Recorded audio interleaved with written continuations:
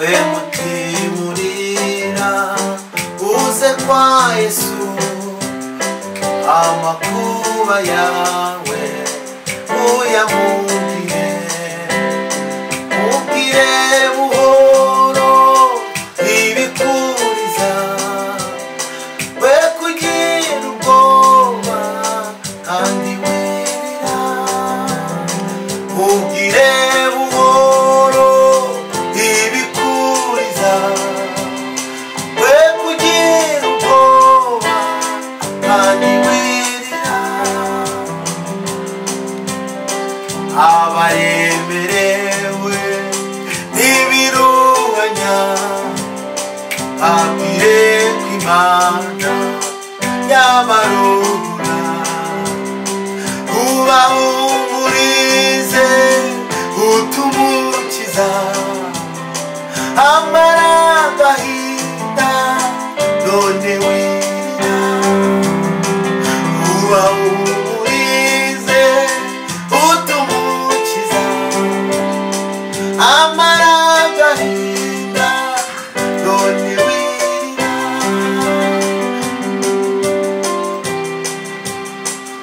ira Yesu byose inshuti yawe ibikubabaza ibigutera arakunda afasha abashavuye wizeye ijambo rye kandi wirira arakunda afasha abashavuye wizeye ijambo rye kandi wirira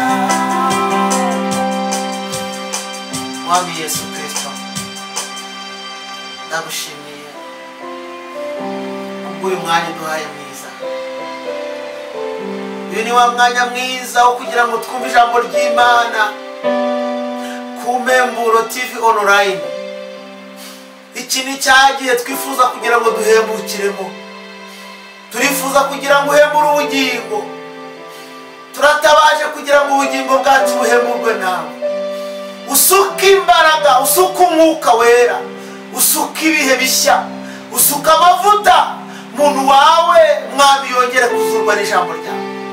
Sabiye umuntu wese uri kumva Mwami iri jambo ryawe ugiye gutega amatwi tugiye kubana muri uyu mwanya, ahemburwe nawe, umwubakaho yari yarasenyutse, umenagura ibihome by'abadayimoni, uzibanganye ibyuho Satani yanyuragamo amurwanya, wongere wegura ihema rye agira ubuzima buturutse kuri uyu mwanya.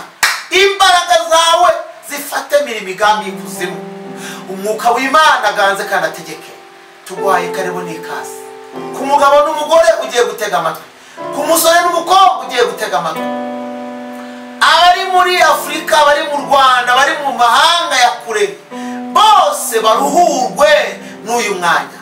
Gucire bugufi kumva gusenga mu izina rya Yesu Kristo, amen. Turanezerewe kandi tubaye ikaze ku Mpemburo TV online. Uyu ni wa mwanya tujye tuganira ijambo ry'Imana. Reka dusome ijambo ry'Imana dusanga hano mu Migani ibice 19 n'umurongo wa 14. Ijambo ry'Imana riravuze ngo urugo n'amatungo umuntu abiragwa n'ababyeyi be, ariko umugore witonda amuhabwa n'Uwiteka. Amen. Ngira ngo rero tuganire kuri aya magambo. Ahangaha tukiraha urahita umenya neza aho uhagaze, n'impamvu ituma iwawe haba ibibazo, n'impamvu ituma mu rugo rwawe wifuza ko habamo amahoro ariko rimwe na rimwe ukabona ntayahari, kandi nta kutagize, nta kutakoze, wavunitse ukabira ibyuya, wagerageje uko ushoboye, ariko ukabona haragenda hazamo utubazo, ukabona haragenda hazamo ingorane, ukabona haragenda hazamo ibintu bidasobanutse. Uyu ni umwanditsi w'imigani, ariko umwuka w'Imana yamishuriye ibintu bikomeye. Ndagira ngo nkubwire ngo imana itanga ubutumwa cyangwa se iyi message ijya gutanga yari igamije iki? Turumvisha ijambo rivuze ngo urugo n'amatungo umuntu abiragwa n'ababyeyi, kabone niyo baba bataraguhaye n'isahani imwe, ariko umurage w'ibintu umuntu awukomora ku babyeyi, niko ijambo ry'Imana rivuze. Ariko yashyizeho icyitonderwa, aravuga ngo umugore mwiza witonda umuntu amuhabwa n'Uwiteka. Wakumva ngo ni umugore, ariko nkubwire ngo abo umugore cyangwa abo umugabo ni impano ivuye ku Uwiteka. Kugira ngo ube umugabo mwiza ni ukuba impano ivuye ku Uwiteka. Kugira ngo ube umugore mwiza ni ukuba impano ivuye ku Uwiteka. Kugira ngo wowe uzakore ubukwe buzima ni uko usenga Imana ikaguhindura impano ivuye ku Mana, kugira ngo uwo ugiye kubana nawe uzamubera impano kuruta kumubera ikigeragezo. Imana idufashe. Ngeze ahantu hakomeye bamaso utarangara. Iri jambo ry'Imana ritweretse impano, icyo bita kado cyangwa se gift mu zindi ndimi z'amahanga. Iyi mpano ni ukuvuga ngo impano mu buzima busanzwe umuntu ayiha uwo akunda. Ikintu cyose umuntu aguhaye cyitwa impano, kibe gito cyangwa kibe kinini, kinezeza ugihawe, kandi ntabwo kijya kirangira ngo gite agaciro, kuko uwagihawe niyo cyaba ari igikoresho kigayitse agifata nk'icy'agaciro bitewe n'uwakimuhaye n'uburyo yakimuhayemo. Hanyuma rero tubonye ko umugore mwiza umuntu amukura ku Uwiteka, cyangwa se umugabo mwiza, birumvikana. Birasobanuye ngo uyu mugore kugira ngo ajye kuba umugore wa runaka, birasobanuye ngo kugira ngo uyu mugabo ajye kuba umugabo wa nyirarunaka, nuko Imana iba yabanje kumuhindura impano, iba yamugize kado, iba yamugize gift, iba yamuhinduye impano kuri wa wundi bagiye kubana. Kurikira wumve ubutumwa Imana impaye kuri wowe. Ni ukuvuga ngo, cyangwa se ubutumwa Imana impaye ngo ahari bigufashe muri uru rugendo rwari rugeze aho rukugoye, muri ibi bihe byari bigeze aho biyoberanye. Hari n'igihe tubivuga gutya, ariko burya n'abasore n'abakobwa birabareba, kuko nawe nadasenga ngo Imana imuhindura impano kuwo azabana nawe, ndetse ninamuha nawe izamuha impano, nicyo cyagiye rwa rugo ruzasenyuka rwose. Ariko ndashima Imana kugiye kumva aya magambo akagutera gufata ikindi cyemezo ndetse n'izindi mpinduka. Imana ishimwe. Hanyuma rero uyu mugore cyangwa uyu mugabo kugira ngo abashe kubaka urugo rurimo umwuka w'Imana, rurimo umunezero, rurimo ibyishimo, rurimo ibiganiro bizima, birimo ejo heza, nuko Imana ibapfunyika bombi ikabahindura impano. Umwe ikamugira impano y'undi, igafata umugore ikamugira impano y'umugabo, igafata umugabo ikamugira impano y'umugore, bose bakanezereranwa, umwe akishimira kundi ari impano ye. Hanyuma rero icyambere ukwiye gutekereza, ubundi ukwiye gutekereza ngo ubundi Imana yo mu ijuru njyewe ikwiye, ndi umuntu ukwiriye gupfunyikwa n'Imana, yarangiza ikangororera umuntu. Hari n'igihe umuntu yibeshye, bajya bavuga ngo nta kigabo kitagira ikigore cyacyo, nta kigore kitagira ikigabo cyacyo, ariko ubwo ndumva aho hari ku matungo cyangwa se ku bisimba, ariko abenshi cyangwa se abanyarwanda bakunda kubigerekereza. Ariko reka turebe, ubundi wari ukwiye kubanza kwibaza ngo njyewe ndi muntu ki Imana yatinyuka gupfunyikira undi muntu ikampindura impano? Ese ni ku rugero, ndi ku biro byatuma Imana ipfunyika? Bisobanuye ngo niba utarapfunyitswe n'Imana, wapfunyitswe na Satani. Satani niwe wagupfunyitse kugira ngo ujye kuba ikibazo kuri wa muntu. Ariko niba warapfunyitswe n'Imana, senga Imana kugira ngo uhinduke impano, kandi n'uwo Imana yaguhaye ahinduke iyindi. Kubera iki? Hari igihe umuntu yibeshye avuga ngo njyewe ngo uru rugo n'Imana yarumpaye, ariko ubundi Imana iguhaye urugo iragufata wowe ikakugira kado, yamara kukugira kado cyangwa se gift ikaguha umuntu muzabana nawe ikamupfunyika ikamuhindura gift kuri wowe ikamuguha nk'impano. Nicyo gituma mugomba kunezererana. Ariko ndimo kukubwira ngo ibaze ngo ese ndi ku rwego Imana yamfata ikampfunyika ikangororera umuntu, kuko kado cyangwa gift ni ikintu umuntu ahundi amushimira cyangwa amugororera bitewe n'umubano bafitanye cyangwa se bitewe n'icyo ashaka kumugezaho akakimuha. None Imana yatinyuka kugupfunyika ikaguhindura kado. Ese ubundi iyo urebye ubona waragiye urishimo cyangwa se uri gift muri urwo rugo, wabaye gift Imana yapfunyikiye uwo mugabo, wabaye gift Imana yapfunyikiye uwo mugore. Biranashoboka ko waba wibwira ngo wabaye gift y'Imana kumba atari byo. Kubera iki? Imana ntishobora kugupfunyika kandi ibona uri mubi. Oya. Icyo kora igusha imvura aho yemera naho itemera. Biranashoboka ko yakwemerera kuba ku rugo, ariko ntabwo bihagije ko urwo rugo rwubatswe n'Imana rubamo Satani, kuko iyo urugo rutari mu Imana ruba rurimo Satani. Ariko wari ukwiye kubanza gutekereza ngo Imana ubundi yarampfunyitse, ukanabisengera, ugafata umwanya wo gusenga ukabaza Imana ngo ubundi uru rugo ndimo ni wowe warunzanyemo.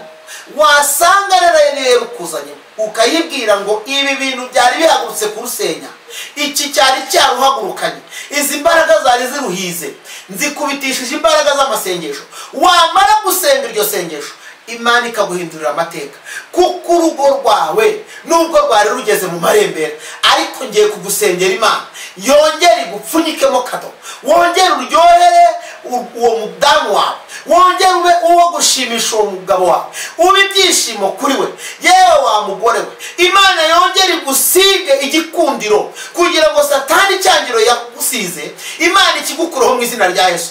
Uwo mwuka wahagurukiye urugo rwawe mukubitishije imbaraga z'amasengesho, nirukanye ubwo butware bw'umwijima bwahagurukiye kugusenyera. Ndasenze ngo ibivumbikisha abazimu bari bamaze kuvumbika muri urwo rugo, Imana ibitumuza imbaraga z'umusaraba, Imana irema ubuzima bwawe bundi bushya, kandi uru rugo rwawe Imana iruzemo. Imana iruzemo, yirukana abadayimoni buryo bwose, yirukana imbaraga z'ibyoherano bakohereye, yirukana ibiti bateye aho ngaho, yirukana ibyo bakoze, yirukana imigambi y'abapfumu, yirukana imbaraga z'amahembe, yirukana icyangiro Satani yagusize, yirukana imbaraga zose n'abari kukwirukanka bagira ngo bagusenyere. Abo bose Imana ibirukane, itange ihumure ku buzima bwawe kandi wifuze kuba kado. Hari n'igihe ureba ibikorwa byawe ugasanga ntabwo waba impano, ugasanga ntiwaba kado, ariko wasenga Imana ukayibwira ngo ndakwinginze, Imana ikakugarukaho, ikongera ikagusiga, ikakunoza, ikakuremera ubundi buzima, ikagutereka ahantu abantu bakureba bakavuga ngo uriya ni umuntu w'Imana, n'urugo yubatse n'urw'Imana imuhaye. Ndakwinginze bwira Imana yongera igupfunyike, kuko ntawe wubaka urugo ashaka kurusenya. Ndabizi ko utigeze ujya kubaka ushaka gusenya, ndabizi ko utakoze uko ushaka gusenya, ariko Satani ari kukugera amajanja, arimo agera urugo rwawe intorezo. Ariko fata icyifuzo, ufata ibihe byo gusenga, ubwira Imana ngo mpindura kado, mpindura gift kuri uyu mugabo nashakanye nawe, kuri uyu mugore nashatse, mpindura gift ankunde, kubera ko mbaye gift kuri we, kubera ko mbaye impano kuri we, kubera ko mbaye umunyamugisha, kubera ko nuzuye igikundiro. Imana ikuzuza ubwenge bwo kubaka urugo, Imana ikuzuza igikundiro, Imana ikuzuza ibintu byose umugabo wawe akeneye, Imana ikuzuza ibintu byose uwo mugore akeneye, ube igisubizo kuri we, ube ibyishimo kuri we. Haleluya, ndumva afashijwe. Imana iguhindura igisubizo kuri we, hanyuma abadayimoni baje kugusenyera. Imana ntabwo, reka mbabwire, hari ibintu abantu bamaze kwezi, abantu bazi yuko hari gusenyuka kw'ingo ari ibintu bisanzwe, ariko nagira ngo mbabwire ngo mu mishinga Imana itagishyigikira uwo nguwo ubamo. Imana ntiyashyigikira ko urugo rwawe rusenyuka, Imana ntiyashyigikira yuko wangara, Imana ntiyashyigikira yuko abana bawe baba imfubyi kandi mwarababyaye mwishimye, Imana ntiyashyigikira yuko ushaka undi mugore kandi uwo mwashakanye mbere ahari, Imana ntiyashyigikira yuko abadayimoni bakwangaza. Pfuka mushyire ku ivi abo badayimoni bagende, Imana ikubakira gusasira urugo, ibyo bintu byari bimaze kuruhirika, iyo miyaga yose yari imaze kurujegajeza, Imana iyikubitisha imbaraga z'umusaraba, amavuta y'Imana amanukire mu rugo rwawe. Dayimoni n'imbaraga zazo, abadayimoni n'izo nyabingi, iyo myuka mibi, ayo magambo yarusenye, ubwo bugome bw'ikuzimu, izo ndaya zarusenye, zose turazirukanye mu izina rya Yesu. Duhamagaye Imana ngo yongere irwubake bundi bushya kandi iguhindure kado, ikugire gift ikwiriye uwo mubana. Ndabisenze kandi ndabyizeye. Mana ndagushimiye kubw'uyu nguyu, ndagira ngo aya magambo yasubiremo. Mwami wanjye Yesu, ndagushimiye yuko ari wowe wampaye kubaho, kandi ushima yuko nzakura kugira ngo nzagere igihe cyo kubaka urugo. None Satani yagambiriye kugira ngo asenye ubuzima bwanjye burangire ntafite icyerekezo, kandi uko asenya urugo ni nako asenya n'ubuzima bwanjye bw'umwuka. Ariko ndakwinginze kugira ngo niba hari n'uruhare nabigizemo, ubu mbabarire, unyejeshe amaraso yawe, bityo urugo rwanjye urufate kandi urukomeze. Abadayimoni bari barucumbitsemo bose mbirukanishije imbaraga z'umusaraba. Sabye Imana kugira ngo ize muri jye, ize mu mutima wanjye, ize mu rugo rwanjye, uhindura amateka. Kandi guhera none Mana, mpindukire mbane nawe. Ibyajyaga bifataho ijambo bitagaciro, umwuka wawe wera ampindurira izina bari bamenyereyeho, iry'abantu bari banziho, ndyiyamburiye ahangaha, nakiye ubundi buzima. Kandi guhera none mpindutse impano, mpindutse kado, mpindutse gift kuwo tubana. Guhera none mubere gift y'ubuzima bwe bwose. Ndagushimiye yuko umfashe kandi nawe ukamufata kugira ngo twubake urugo ruzima rurimo umwuka wera n'Imana Data n'Umwana n'Umwuka wera. Amen. Murakoze. Yesu abamugisha. Hanyuma ibi biganiro dukomeza tubigira, ni nayo mpamvu tugusaba kugira ngo ukore subscribe, kugira ngo ubutaha nidukomeza ikiganiro, kuko tuzakomeza kuganira, tuzareba ibintu bishobora gusenya ingo ni ibiki, tuzareba ubundi ni ibiki umuntu yakora kugira ngo urugo rwe rudasenyuka, tuzareba ngo mbese ubundi n'icyo umusore yakora cyangwa umukobwa kugira ngo ejo azubake urugo ruzima. Bityo rero ukore subscribe cyangwa se sabone, bityo ukande no kukazogera kugira ngo ubone notification ibiganiro byacu tukimara kubikora, tukimara kubitegura, ujye tubibona nurangiza tubane. Ndabizi neza ko muri uyu mwanya w'impemburo uzahembuka, kandi hari ibintu byinshi bizubakika, byaba ibyo mu mwuka ndetse byaba n'ibyo mu rushako no mu mubiri bisanzwe. Hose hamwe nuko umwuka azagenda dushoboza, tuzakomeza gusenga Imana iduhe ibikwiriye byagirira umumaro abantu b'Imana. Bityo rero Imana ikugwe neza kandi kwishimire ibyo nubikora. Uzaduteye inkunga, ndetse wanaduhamagara, nimero za telefone ziba ziri aho hasi ziragaragara, cyangwa ukatwandikira kuri WhatsApp cyangwa ndetse kuri email. Byose birashoboka uko wabyumva, cyaba igitekerezo cyangwa no kutugisha inama, haba mu rushako ndetse n'ibindi. Twebwe turi hano kugira ngo tugufashe, turahari kugira ngo tujye inama ndetse tukunganire mu buryo cyangwa ubundi, ariko urugo rwawe ndetse n'ubugingo bwawe bibe bizima. Yesu rero abamugisha, amahoro y'Imana baganze. Shalom shalom.